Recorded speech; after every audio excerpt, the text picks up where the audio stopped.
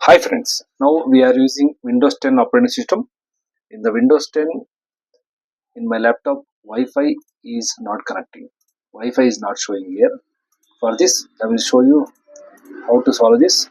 First, go to the Start and then click here Settings option. In the settings, you need to find the Network and Internet option.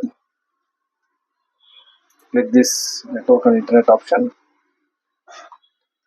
and then click here Wi-Fi. In the left hand side, you need to click Wi-Fi. Here in my laptop, Wi-Fi is off. This is the reason in my laptop Wi-Fi is not connected. Make sure it was on. Now Wi-Fi is on. Now we will check it. Wi-Fi is now connecting or not. Here you need to search. Yes, now my Wi-Fi is working in my laptop. That's it. Thank you. Otherwise, go to the My Computer, right click Properties.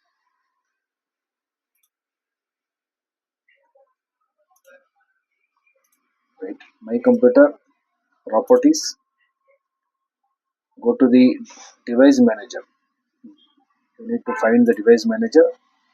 In the Device Manager, you need to find network adapter. In the network adapter, Wi-Fi driver has to be installed. If it is not installed, means you need to install it. Then it will work Wi-Fi.